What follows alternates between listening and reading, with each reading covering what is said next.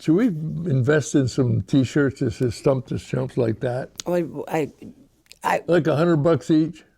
well, did you think that would spur the I audience? don't know, because when I watched, What did Herb do? He used to give he something. had hats. Hats. And he'd throw hats out there, and I said, "Okay." God, I remember that. I don't know where the hell he got the hats, but somebody had to buy them. So I don't know. It wasn't Herb. It wasn't Al Bernardino neither. No.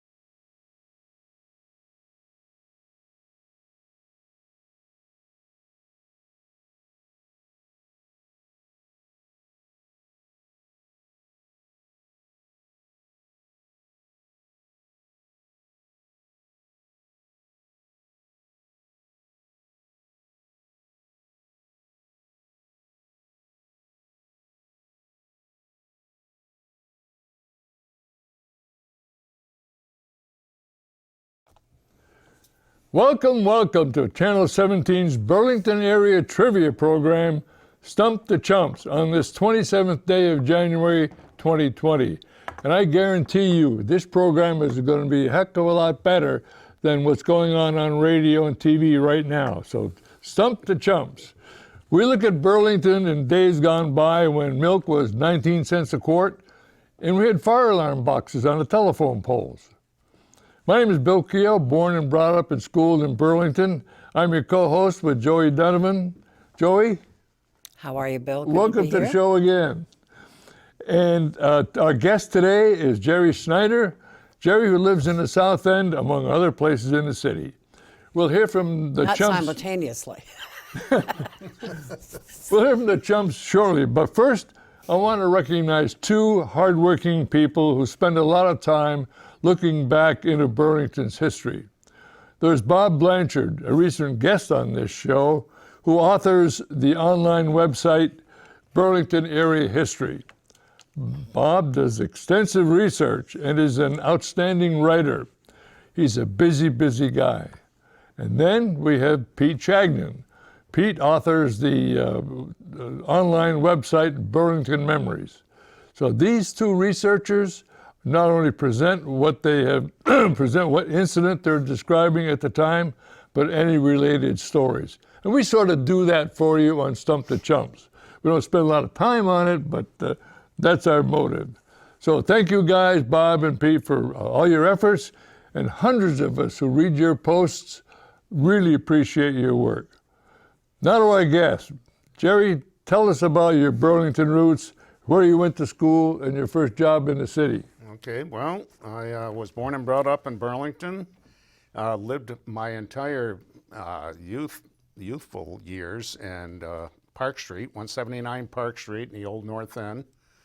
Went to Nazareth School, graduated from Burlington High School, and shortly thereafter went in the Navy. Was stationed aboard the USS Enterprise, a nuclear-powered carrier. Wow. And that was a good experience. I got a honorable discharge from the Navy and came home and started working at the Lane Press and stayed there my entire working life, 42 years. That's amazing. That doesn't happen too often anymore. No, I married my high school sweetheart, Rita, and Who was a classmate of mine. who was a classmate of yours at Pomeroy, her Yeah, only yeah. 1 year at the Catholic high school. Right. From there she went to Burlington High. That,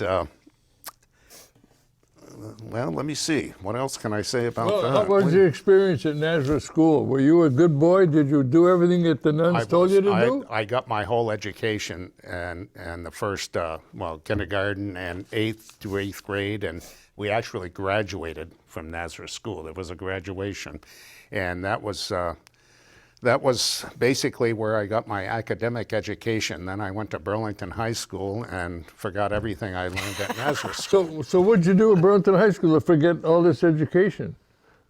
Did you have any distractions?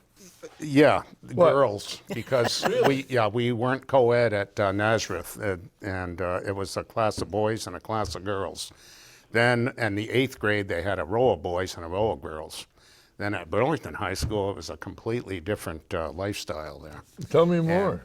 Well, I think I ended up being a seat warmer and paying too much attention to everything that was going on around me.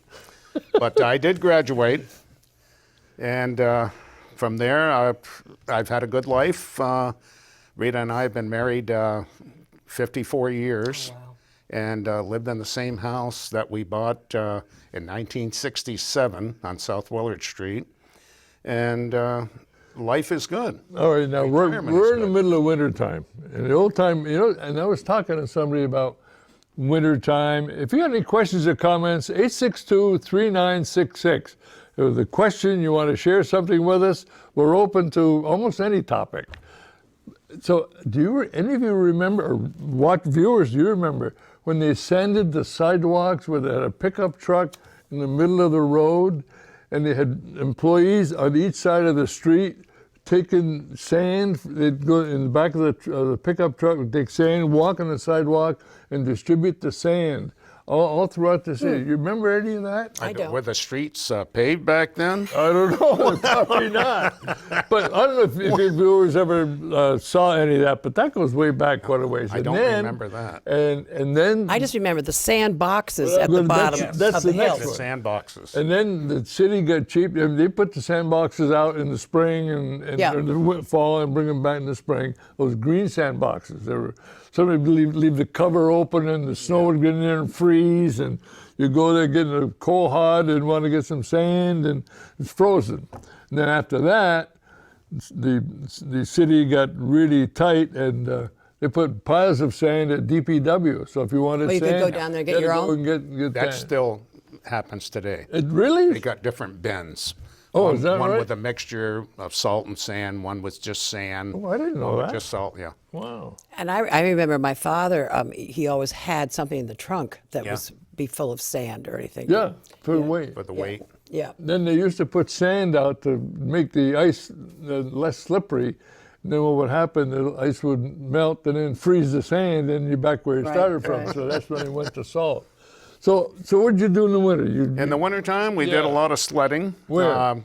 Well, there was a number of different places. One was the old dump hill off Manhattan Drive. And North that- Bend Street. North Bend. They turned it into Manhattan I Drive, always so thought- it sounded better. And I've never understood Manhattan Drive. It sounds like some beautiful. I know it, but it was North Bend back then. Yeah.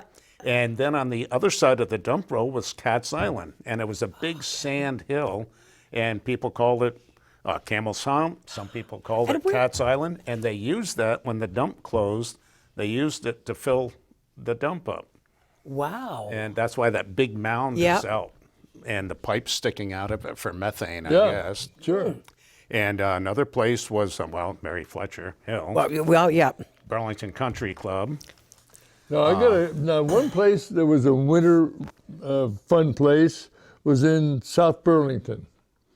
It was a unique place, and it was well known. Do you know what I'm talking about? Do you know 862-3966? There was a recreational winter place in South Burlington. Oh, I know. I think. No, I don't know. Whereabouts was it located? I'm thinking Oh, about if I something. tell you, That's you'll in know. Burlington. Wow. I think the one that I'm thinking of is in Burlington. No, this is it's. I'm Oh, thi- okay. It's a. I'm thinking of the ski jump. That I remember on UVM's property. Yeah. Yeah. We used to put a toboggan down there. Yeah. Well, we didn't do winter activities there. We did spring and summer activities. Oh, okay. But we It did. was a great we meeting would place slide in back in the inner day. tubes, cardboard, Yeah. whatever you could find. Do you know what we're talking about? No. It was a big wooden ski jump. Yeah. And Where was it? Near Centennial behind Field, I think. Centennial, sort of Oh no, I don't in know. the, off East Avenue, and it was really scary because it was high. Now wait a minute, because the place I hadn't heard a call 862-3966. The place I'm thinking about is a rope tow by the Sheraton. Never knew it was there. Never knew that? No. There's a Bill- rope tow that South Burlington had. So that's why you said East Avenue. Jerry and I are sort of kids of the '60s. You know? Okay. You think, well, why never was that left. rope tow there? I don't know, just roped there for a long time. It And there goes was a right ski down- hill? Yeah, right where the interstate is, right where the Sheraton is. Wow. Yeah. No, I didn't know that. Don't remember So that. you know, one other thing though, a toboggan was one of the instruments we had Yep. a blast with. If you go to Charlotte, North Carolina, and you say, "I want to buy a toboggan," they wouldn't sell you to a winter store. No. A toboggan there is like a toque. Oh. Oh, Do you okay. believe that? And a I do. toque, for those of our listening audience who don't know, is a hat, right? Yeah, it's a hat. Yeah. No, I got a story about sliding at the Burlington Country Club. Stuart Hall used to go there. Yeah, the weatherman. And he had a double runner jack. Oh jack my God! jumper. Yeah, yeah. Oh, a And- jumper? yeah, and he was the only one that could. He'd let us kids try it, but we couldn't go 10 feet. We'd fall off. Oh, I it, know. but he was good at it. Oh He my was really gosh. good at it. Stu Hall. That was a long time ago. Now, what was the name of the commercial name of the most famous sled that you used? Oh, the not the Red Rider. No, that was a cart. I can't recall. A flyer? A flyer. Yes. Radio flyer? No. No, that was Come a on, cart. come on. Come on, come on. I'm not sure.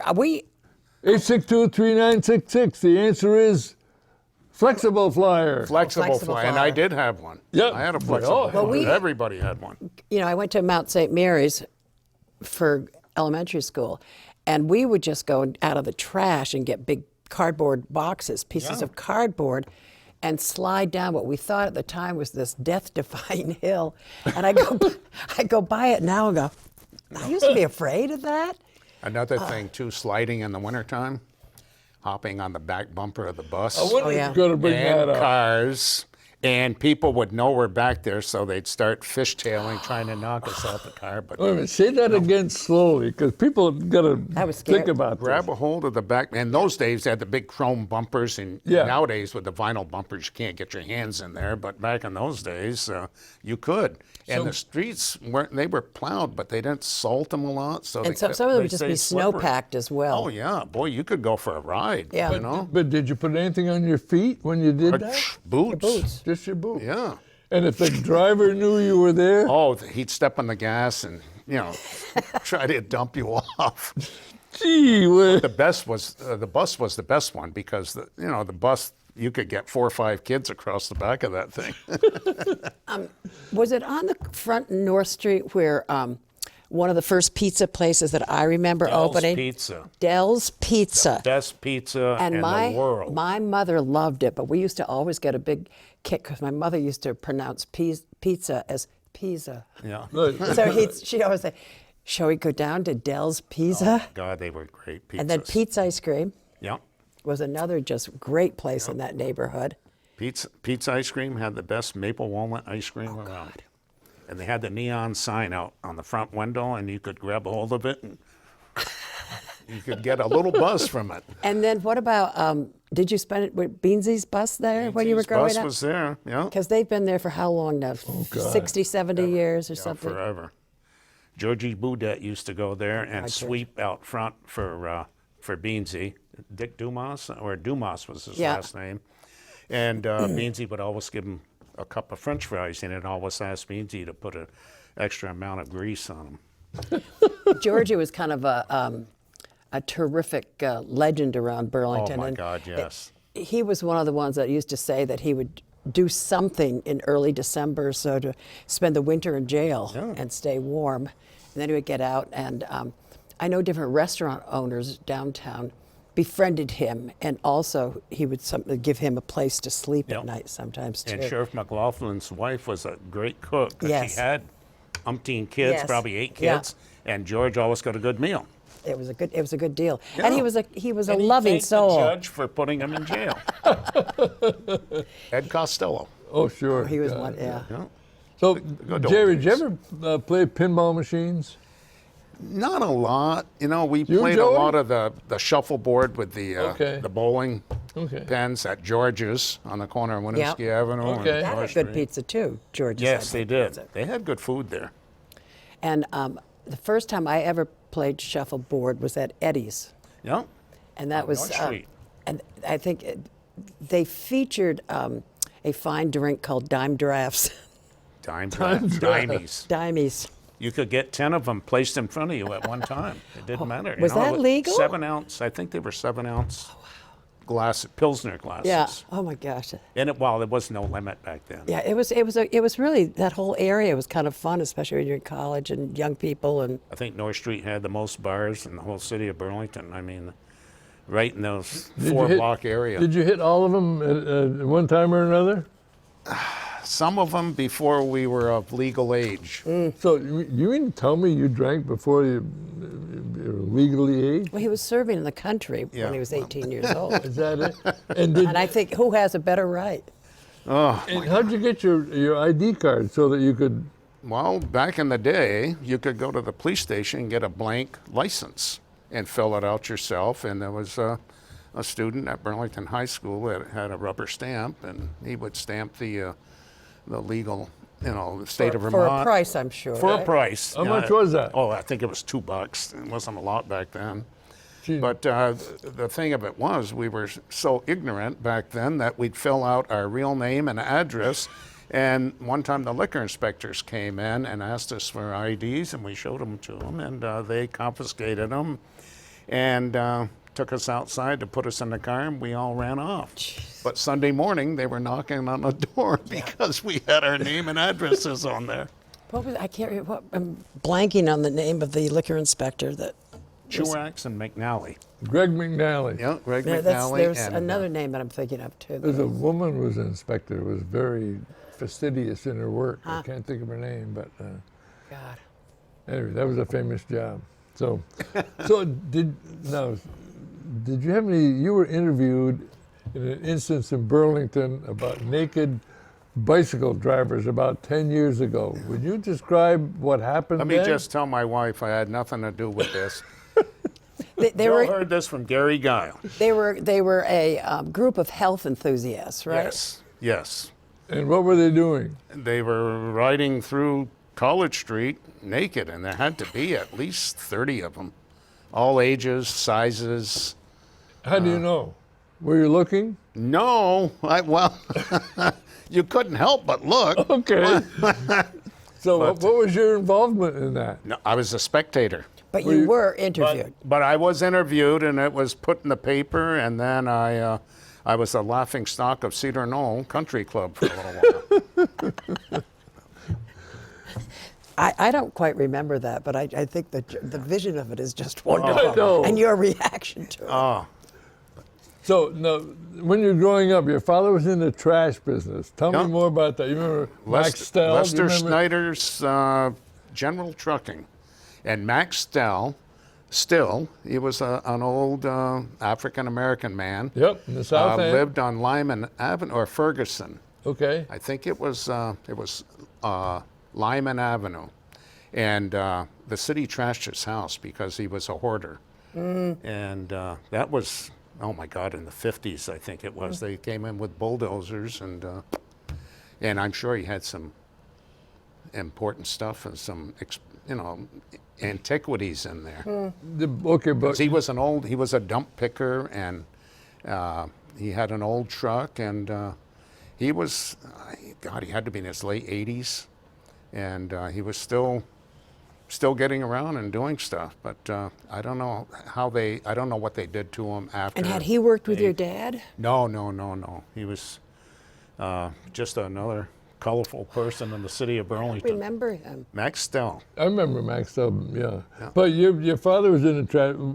Any benefits of being in the trash business? Oh, it's a my big God, benefit yes. today. Right after Christmas time, I would go and help him on the truck because he did all of Church Street, and Oh, wow. at Kresge's, Woolworth's, Fishman's, all the broken toys would be thrown in the trash, and I just picked them all that I could get and fixed them up, get a wheel from one thing, put it on another one, and bicycles. I always had a lot of junk bicycles, but it was, my mother finally told him to stop bringing stuff home. Let's see.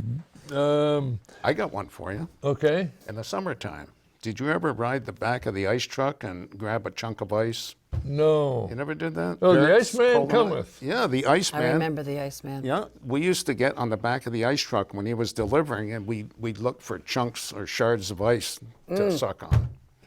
And I'm sure it wasn't real. Remember those tongs? Yeah. Those big tongs? I have a pair in my basement. You do? Yeah, that they used years ago with the two handles, and I have one that's a claw. Okay. It's a handle you put your hand through, and it's got a claw on the end with a pick. Yeah. When do you think people stopped using icebox and having ice delivered?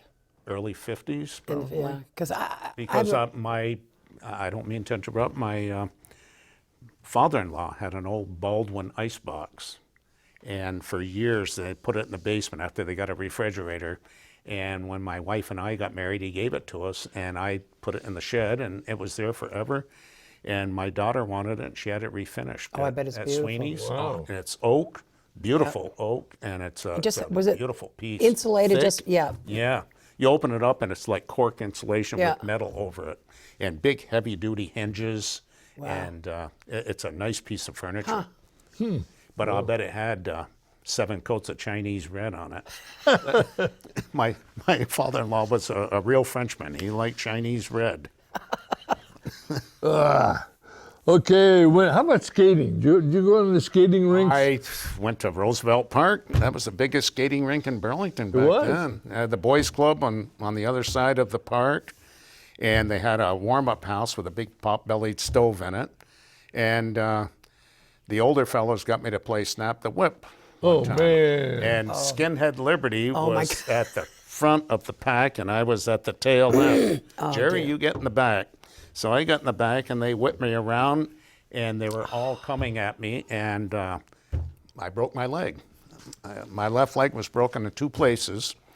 Skinhead picked me up, brought me in the warm-up shack, and they called the ambulance, which that was probably 1953. They came with a white Packard hearse, which was the police ambulance in those days, and 2 policemen come out with the canvas gurney, and they just put you in the gurney and throw you in the back and bring you to the hospital. Now, But that was, was Skinhead's formal name Leon? you know what, Skinhead Liberty. I think it was. They lived on the corner of Myrtle Street and Park Street, and they had a lot of kids in the family. And Skinhead was one of the toughest guys in Yeah. Burlington. He was my guardian angel, actually. He He was said, legendary. anybody fools with you, he says, you let me know. I can remember seeing him at Beansy's Yeah. late at night, and sometimes I think he had been on a social mission that night, and I think sometimes that would make him give him a little edge. Yeah, yeah. But he was a tough egg. Wow. Skinhead. Now, what else did you skated only at Roosevelt Park? Did they have lights in those days? Yeah, they had lights, and there was also one down at South Park. South later. Park, yeah, South Park was great. yeah. And there, They it had a seems- warm-up shack there, too. Yep. No, go ahead, Joey. I was just trying to think of another place, but I never liked skating because for some reason, my feet were not built for it, and I would Your get off ankles. a- You need your ankles. No, it'd be my arches. I just would have terrible pain. Oh, is that it? Yeah, and I could roller skate because I think the wheels were balanced better than that one blade. But I used to get so upset because my friends would skate, and it always seemed like such a wonderful social thing. Mm-hmm. But it was a little boring to be sitting in the warming hut, whining all night long. So I never did much of it. So is that a good opportunity to chase girls around the rink? Well, there Did was you always a lot of girls and guys, you know, around the skating rink and Right. warming up in the warm-up shack, and always a lot of activities going on there. Skating was really a social event, I think, as we were They growing had up. nothing else How to about do. you? Did you skate? Yes, I did. We lived on Shelburne Road at that time, and South of course, Park then? yeah. Of course, I was superintendent of parks running all those rinks Yeah. too, so we had some issues there with, we had the employees, Kuchar was his name, and I don't remember the name, I remember some of these guys, but what they would do is they would sell soda for this city alderman, and that's their only pay, and which I didn't think was They fair. weren't from Murray Street, were they? The Kutchers from Murray Street? No, this guy lived on Convent Square. Oh, okay. Anyway, but this alderman had a soda business, and that was the deal he made with him. And when I got there, I said, "No, we're going to pay these guys the hourly rate, and you sell your soda on your own." But Where do you think Convent Square got the name from? that's a good question.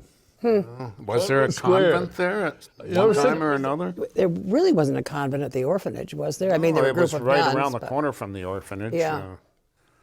I don't know. That's a very good question. I was thinking of having a show sometime, asking people where different streets are, Yeah. like Volz streets or Bolts, Locust yeah, little Terrace. dead-end street. Used to meet with the German club from Yeah. Germain Street, which was a dead-end street. Tell me about the German club.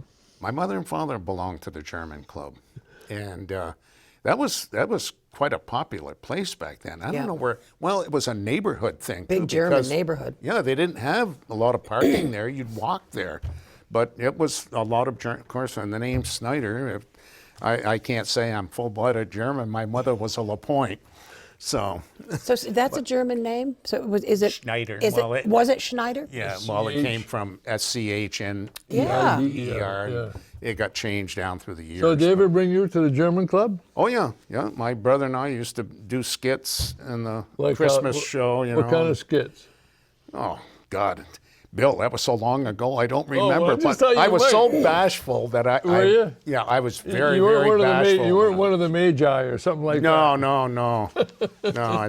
I think I was one of the animals. I'm not sure. But it really, I mean, that must have been so much fun because the Germans really brought Christmas to Oh us. yeah, yeah. And That they was sell, that the was Christmas a big tree thing and everything. Yeah.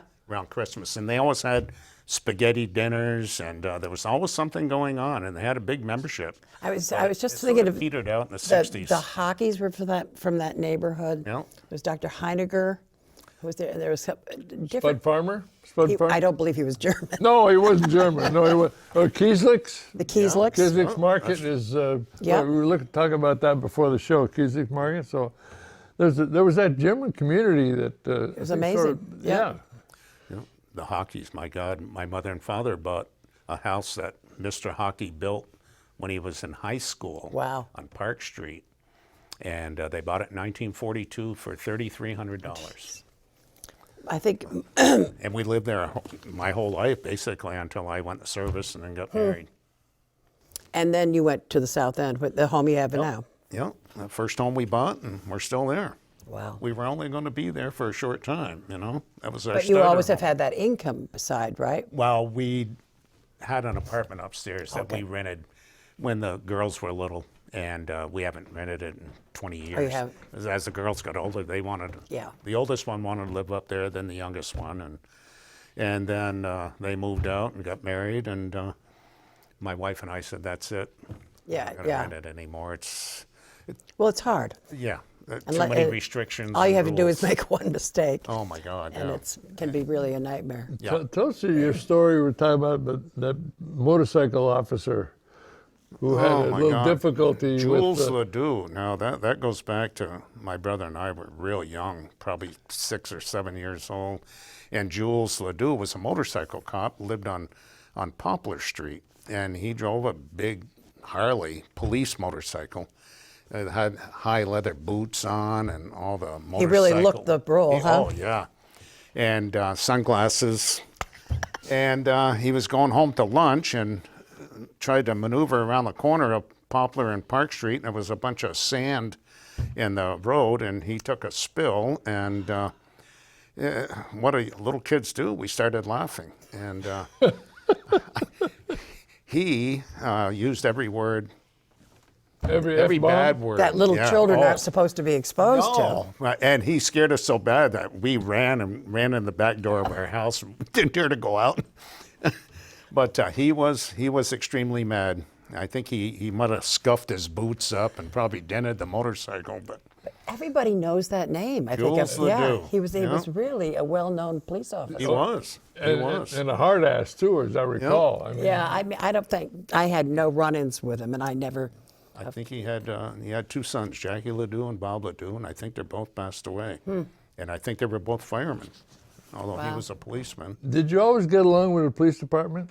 Oh yes, I was a good boy. Were you really? You ever get picked up for anything? You ever get driven home for anything? No, I'm not going to get into that. I don't think. They were all really, misdemeanors. There was nothing serious. It was all. I don't Oh, I remember know. ever trying to get another guest to indict himself. So Yeah. I ask you and what's good now, forgiveness. they don't put day in court with your name on it. Oh, God. So, I think my name might have been in there a couple of times. But Well, for, listen, we all Yeah. You experienced that. probably were on the honor roll too. That probably came Oh, in. come on. Ed the- Costello's on a roll. The nuns in Nazareth didn't think you were on any honor roll, something like that. No, Oh, God. Ed Costello was a living legend, wasn't he? he was. Okay, we got to wrap up, guys. We're all done. We're all Goes done. by. First That was of all, fun. before we say goodbye, I want to have tribute to who's our people who started this show, Al Herb Bernardine, Blumenthal. Herb Blumenthal. No, on it was January somebody. Al came in later. I can't. Who was the original? Al Mitchell? Was it Al Mitchell? Anyway, we got a tribute to them. They were all day on January 5th. They put Stump the Chumps for the whole day. So I don't know if you get a chance to watch that, but anyway, that's history. We're making history. Thanks for watching. Thanks to Joey. Thanks for Jerry Snyder.